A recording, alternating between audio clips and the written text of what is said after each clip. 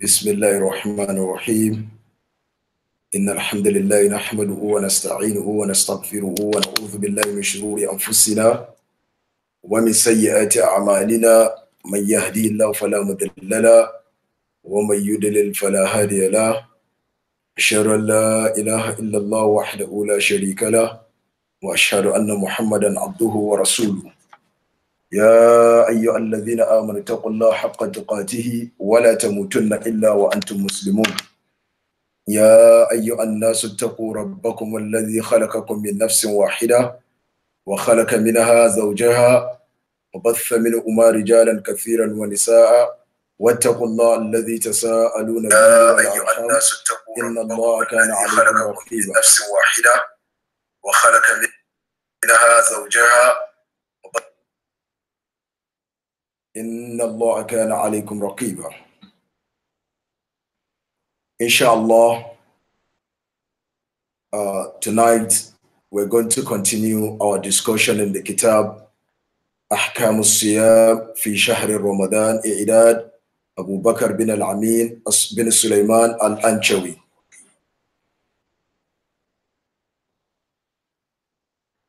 We ask Allah subhanahu wa ta'ala to accept our fast in this month of Ramadan. Now, last time we discussed what fasting is, the definition of fasting, and just for us to go through it once again, we said As-Siyaam huwa taqarrubun ila Allah ta'ala bil-imsak an al-akli wash-shurbi wal-jima'i min tulu'i al-fajri ila ghurubi ash-shams. That fasting huwa taqarrubun ila Allah ta'ala. Fasting means getting close to subhanahu wa ta'ala. Bil imsak, through abstinence. Anil akli, from eating. That is, the fasting person abstains from eating. I'm just having a recap of what we discussed the other time regarding definition of fasting. Washurubi, and from drinking. Wal jima'i, and from having sexual intercourse. Min tulu'il fajri, from the time of dawn, when the fajr appears, till the time of sunsets. Today, inshallah, we're going to look at the different types of fasting that we have. You know, Anwa Al-Siyaam. Anwa Al-Siyaam. In Islam, fasting can be categorized into two. As-Sawm Naw'an. Sawm has two categories. Sawmu fardin wa sawmu naflin. The fast that is obligatory and the fast that is voluntary. Wa amma sawmu fardin, as for the obligatory type of fasting, فَثَلَاثَةُ أَنْوَاعٍ, it is divided broadly into three. You can have up to 5 or thereabout, but classically they can fall under these three headings. وَهِيَ صَوْمُ النَّذْرٍ, that is the fasting in fulfillment of a vow. You made a vow to do certain thing, upon which you attach a fasting to it, and there is that fasting. It is wajib upon you to fulfill that, fasting. Then wasawmu kafaratin, the fasting for the expiation of, sins. For example, the one that is fasting in the month of Ramadan happens to cohabit with his wife, then for him is, the fasting, like the one that killed someone unintentionally, then you have that type of fasting. All these fall under as-sawmu kafaratun, and they form under the broad ruling of obligatory fasting. Now, then wasawmu Ramadan, and the fasting in the month of Ramadan, the one that we are, observing now. This is part of the obligatory fastings. Mashru'iyyatu sawmi Ramadan. You know, Ramadan is not just, you know, the fasting in the month of Ramadan was not something that was cooked up by any individual. The Sharia of Allah subhanahu wa ta'ala legislated it. It was sanctioned by Allah subhanahu wa ta'ala. Inna Allah ashara'a sawma Ramadan biqawlihi. Allah subhanahu wa ta'ala legislated sawma Ramadan, fasting in the month of Ramadan, biqawlihi, by its statement, when Allah said, Ya ayyuhalladhina amanu kutiba alaykum as-siyamu kama kutiba ala alladhina min qablikum la'allakum tattaqun. Allah subhanahu wa ta'ala said, O you who believe, O you believers. You know, Ibn Jarir in Tabari, in his tafsir, said, Ya ayyuhalladhina amanu, O you have believed in Allah subhanahu wa ta'ala and his messenger, Kutiba alaykum as-siyam, ay furida alaykum as-siyam. Fasting has been made obligatory upon you. Kama kutiba ala alladhina min qablikum la'allakum tattaqun. As it was made obligatory upon those that came before you, so that you may attain piety. Now, by the virtue of this verse, Quran chapter 2, verse 183, then the Sharia has legislated fasting in the month of Ramadan. وَبِقَوْلِهِ تَعَالَى, and by the statement of Allah subhanahu wa ta'ala, when Allah said, فَمَنْ شَهِدَ مِنْكُمُ الشَّهْرَ فَلْيَصُمْهُ. Naam. فَمَنْ شَهِدَ مِنْكُمُ الشَّهْرَ فَلْيَصُمْهُ. Whoever amongst you witnessed the month of Ramadan, then he should fast the month. This verse also is another evidence from the glorious Quran that fasting in the month of Ramadan has been legislated by Allah subhanahu wa ta'ala. Then Shaykh continues, وَأَجْمَعَتِ الْأُمَّةُ عَلَىٰ أَنَّ الصَّوْمَ رَمَضَانَ فَرْضٌ مِّن فُرُوضِ الْأَعْيَانِ.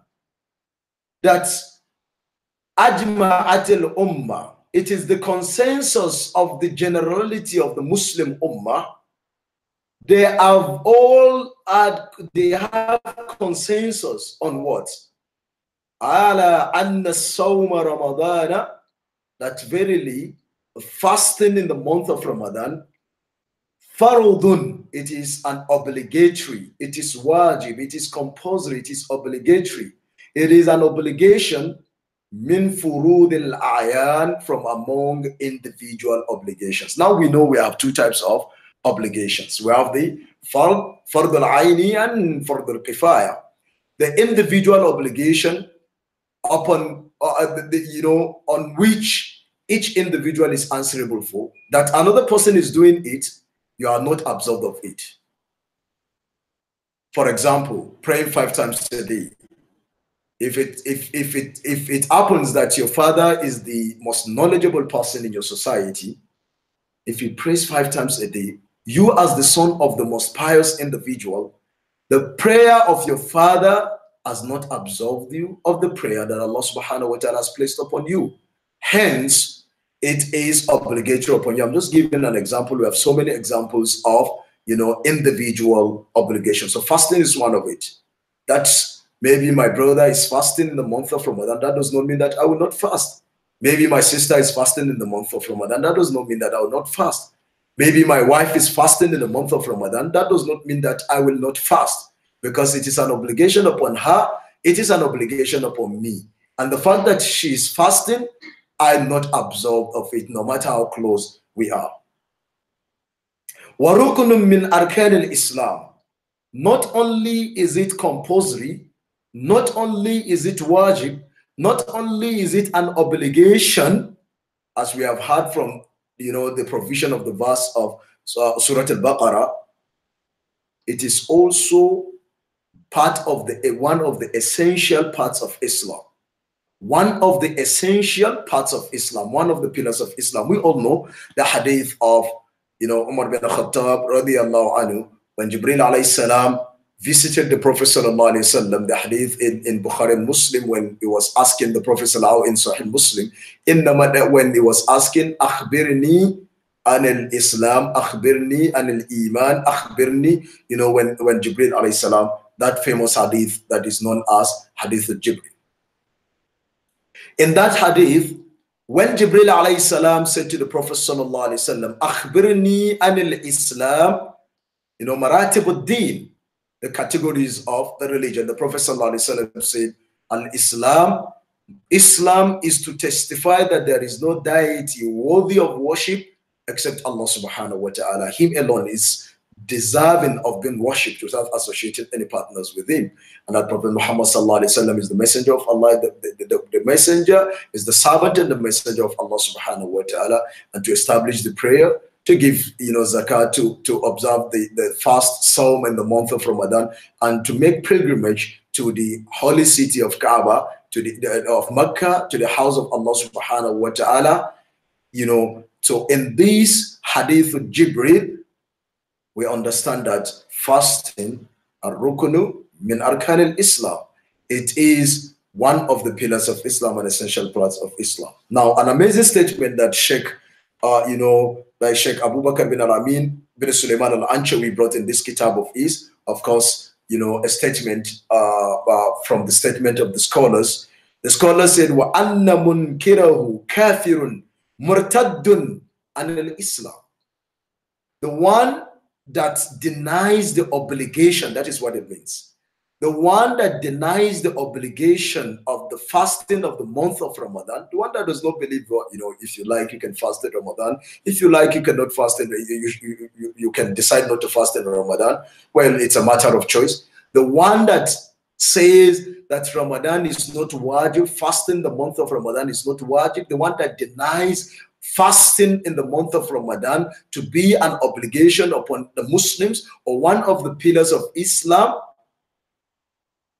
that person becomes a kafir, murtaddun anil Islam. He has renegated from Islam. He has left the fold of Islam by his disbelief and his denial of one of the pillars of Islam. Now, Sheikh said, وَيَثْبُتُ شَهْرُ رَمَضَانَ بِرُؤْيَةِ الْهِلَالِ وَلَوْ مِنْ وَاحِدٍ عَدْلٍ أَوْ بِإِكْمَالِ عِدَّةِ الشَّعْبَانِ 30 يَوْمًا. How do we start fasting in the month of Ramadan? Sheikh said, وَيَثْبُتُ شَهْرُ رَمَضَانَ بِرُؤْيَةِ الْهِلَالِ. Ramadan begins by the sighting of the moon. And that is why in every society, it is very key that you have people that are dependent, that you depend on, in this case, the Muslim leaders, that will announce to the generality of the Muslims after the moon has been sighted, that the moon of Ramadan has been sighted, the crescent of Ramadan has been sighted, and it becomes obligatory upon us to start fasting the following day. وَلَوْ مِنْ وَاحِدٍ عَدْلٍ. Even if it is one that is trustworthy, or the one that saw the crescent of the month of Ramadan, and it becomes obligatory upon us to fast. أَوْ بِإِكْمَالِ عِدَّةٍ شَهْبَانِ 30 يَوْمًا. Here, Sheikh is telling us there are two ways of establishing the commencement of the month of Ramadan. The first way is رُؤْيَةُ الْهِلَالِ. Ru'yatul Hilal, sighting the crescent. And the second is, if the crescent was not sighted on the 29th of the month of Sha'ban, because that is the first day that you start looking for the moon. If the crescent is not sighted on the 29th day of Sha'ban, then automatically بِإِكْمَالَ عِدَّةِ الشَّعْبَانِ 30 يَوْمًا, then you complete the month of Sha'ban to be 30. That is the highest you can get in the lunar calendar. Then automatically, after the 30th day in the month of Sha'ban, Ramadan ushers in. Now, Sheikh said, وَيَجِبُ صَوْمُ رَمَضَانَ عَلَى كُلِّ بَالِغٍ عَاقِلٍ صَحِيحٍ قَادِرٍ مُقِيمٍ غير الحائض والنفساء. Sheikh said, وَيَجِبُ صَوْمُ Ramadan. He's talking about, it's like you have asked Sheikh, then upon whom is fasting in the month of Ramadan made obligatory? Upon whom is it obligatory to observe the fasting in the month of Ramadan? Then Sheikh said, وَيَجِبُ صَوْمُ رَمَضَانَ عَلَى كُلِّ بَالِغٍ عَاقِلٍ صَحِيحٍ. Like, you know, in the Malikiya school of thought, the book of Abdurrahman Akhdari, he said, أول ما يجب على المكلف تصحيح إيمانه. Al-Mukallaf here is someone that is a baligh, a matured individual, someone that has intellect, not an insane individual. Alaysa kazalik, and a Muslim. These are the three things. Al-Mukallaf. So here we're talking about a Muslim, baligh, a Muslim that has attained the age of puberty, aqil, a Muslim that is sane, not a mad Muslim, because rufiyat al-aqlab, the pens are lifted up from the one that is suffering from insanity. So we're talking about sane people. Sahihin, qadirin, the one that is able, because Allah said, وَمَنْ كَانَ مِنْكُمْ مَرِيضًا أَوْ عَلَى سَفَرٍ فَعِدَّةٌ مِنْ أَيَّامٍ أُخَرٍ. So we're talking about sahihin, qadirin, muqimin, غير الحائض, not a woman that is observing a menstrual cycle. One nufasa, from nifas, a woman that is experiencing the, you know, the postnatal bleeding, the blood that comes after childbirth. Nifas. So they are known as the nufasa. Fasting is not obligatory upon them at that month of Ramadan, but they have to pay back the fast after the month of Ramadan, or after the month of Ramadan if the blood stops flowing. Fada'ir shahri Ramadan, the virtues of the month of Ramadan. Ramadan shahru khairin wa barakatin. Khashahu Allah ta'ala bi fada'ila kathiratin. Ramadan is a month of goodness. Wa barakatin, and the month of blessings. Khashahu Allah ta'ala, Allah subhanahu wa ta'ala has, you know, given Ramadan some specific qualities. بِفَضَائِلَ كَثِيرَةً. It has been specified, it has been, you know, chosen by Allah subhanahu wa ta'ala, and Allah has blessed the month of Ramadan with so many virtues. كَثِيرَةً, so many virtues. وَخَشَائِشْ, and characteristics عَدِيدَةٍ, that are so many. Among the characteristics and among some of the virtues of the month of Ramadan, might mark the words among, not all, it is not all exhaustive. Among some of the characteristics, وَمِنَهَا, we have أَنَّهُ أُنزِلَ فِيهِ الْقُرْآنِ. In the month of Ramadan, Allah subhanahu wa ta'ala revealed the glorious Quran. And I ask this question: what could define the virtue of Ramadan more than the fact that Quran was revealed in the month? Without the glorious Quran, we are dead people. Quran gives lives to us as human beings. That is why Allah subhanahu wa ta'ala said, Allah says, Ya ayyuhalladhina amanu istajibu lillahi wa lirasuli idha da'akum وَلِلرَّسُولِ إِذَا دَعَاكُمْ لِمَا يُحْيِيكُمْ. O you who believe, answer the call of Allah subhanahu wa ta'ala and that of the messenger if they call you to that which gives you life. Yani, you know, Islam gives us life. The basis is Quran and the Sunnah of the Prophet sallallahu alaihi wasallam. So we need not to speak of how virtuous Ramadan is if we realize that Quran was the month of Ramadan. We have the verse of Surah Al-Dukhan, Quran chapter 44. We have a verse of Inna anzalnahu fi laylatil qadr. And the other one, Allah said, في ليلة مباركة إنا كنا منذرين. In Surah Al-Dukhan, Quran was revealed in the month of Ramadan. أنه يفتح فيه أبواب الجنان. We know this hadith, that when Ramadan beacons, when Ramadan comes, then the doors of Jannah are left wide open and the doors of Jahannam are closed. Now here, one of the virtues is that يفتح فيه أبواب الجنان. The doors of Jannah are left wide open, which means it becomes easier for the Muslim faithfuls to make it to Jannah. It becomes very easy for the Muslim faithfuls to make it to Jannah because the doors of Jannah are wide open. The actions, the activities that will attract the pleasure of Allah subhanahu wa ta'ala and eventually lead you to become one of the inhabitants of Jannah is the fact that in the month of Ramadan, there are so many good deeds that you can do. Allah has made it easy for us. The atmosphere is charged spiritually. Everyone you see is seeking for nearness, closeness to Allah subhanahu wa ta'ala. This is an indication that the doors of Jannah are wide open because it becomes easier for us to do deeds of righteousness. Annahu, another virtue of the month of Ramadan. Annahu yughallaqu fihi abwab al-niran. Not only are the doors of Jannah opened, but the doors of Jahannam are shut, they are closed. Subhanallah. The doors of Jannah opened, the doors of Jahannam closed.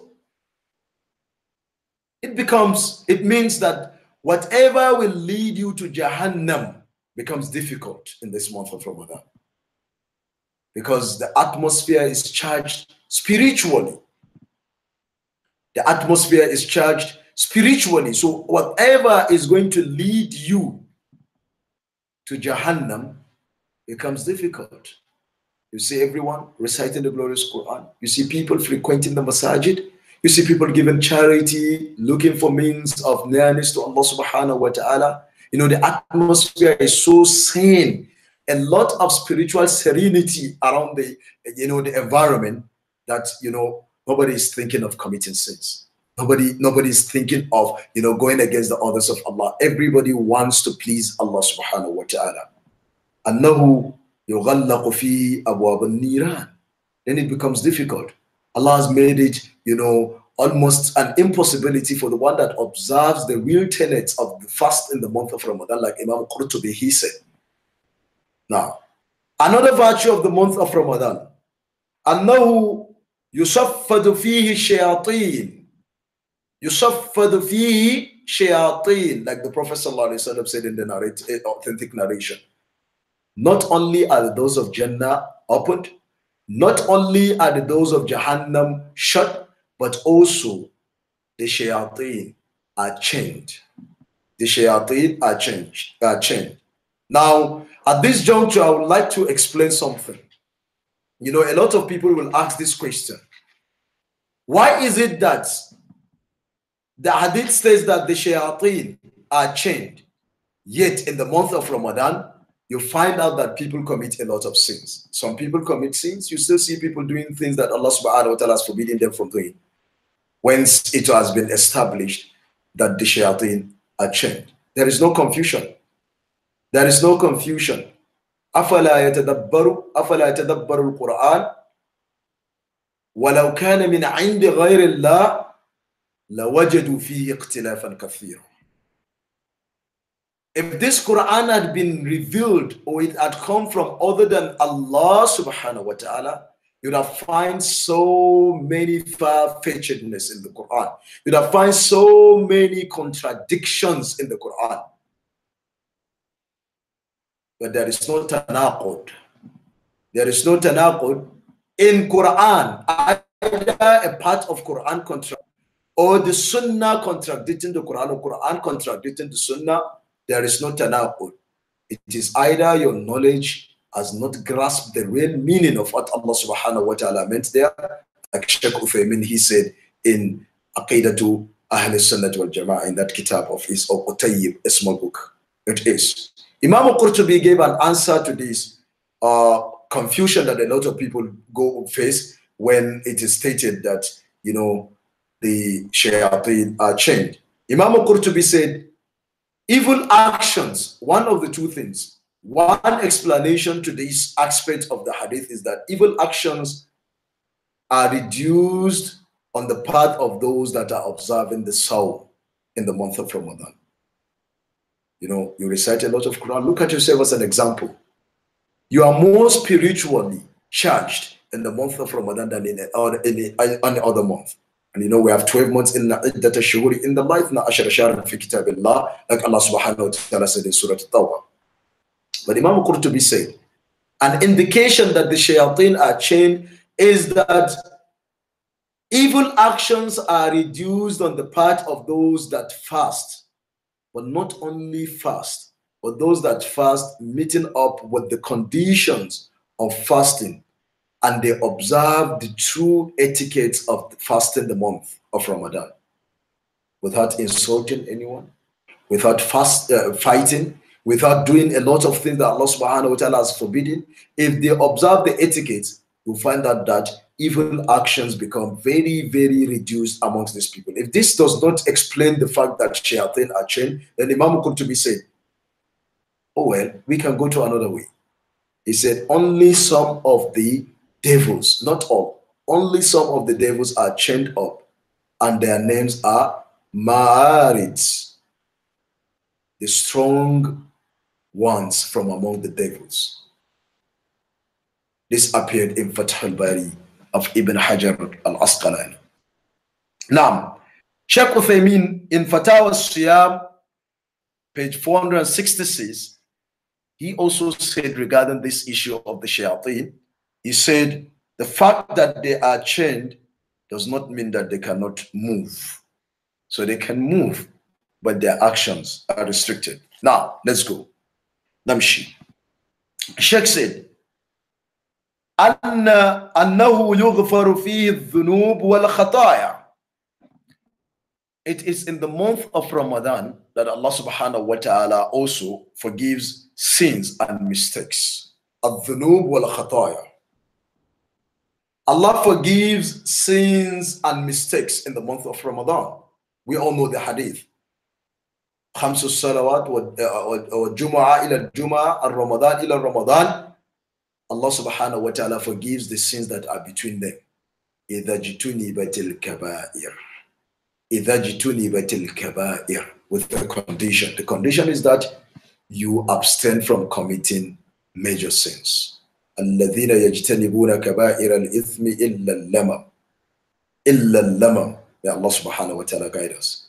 So Ramadan, if you observe the etiquettes of Ramadan as you ought to observe them, then inshallah, Allah subhanahu wa ta'ala will, by the means of this fasting in the month of Ramadan, expiate for you your sins and your mistakes, provided you abandon you abandon the major sins and you repent from them.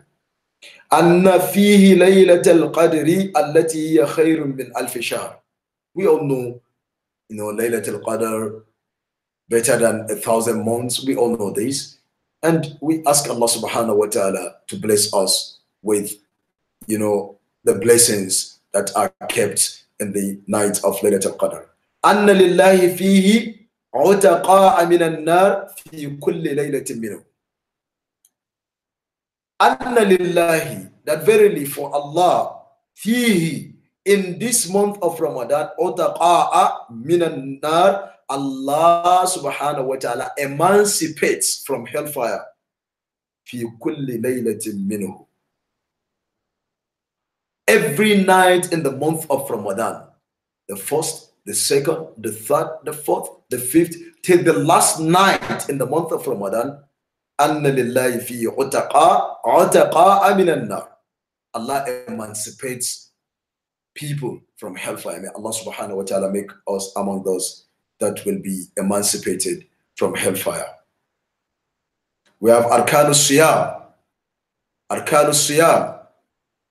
We promise to have the program for 30 minutes. And inshallah, if Allah spares our lives to another time, maybe tomorrow or next, inshallah, we will continue from Ahkamu Al-Siyaam. Whatever we have said, we ask Allah subhanahu wa ta'ala to reward us abundantly. Whatever we have said that is consistent with the message of the Prophet sallallahu alaihi wasallam, we ask Allah subhanahu wa ta'ala to reward us. Wherein we have made mistakes, we ask Allah subhanahu wa ta'ala to forgive us. We pray that this short, this short study in the Kitab Ahkamu Al-Siyaam will enable us to put in more efforts in observing the etiquette of Ramadan so that we can reap the maximum benefits that are kept therein. I remain yours in Islam, Abu Jabir, Abdullah Musa, Abdul, Penabdul. Subhanakallahumma bihamdik, ashhadu an la ilaha illa ant, astaghfiruka wa atubu ilayk.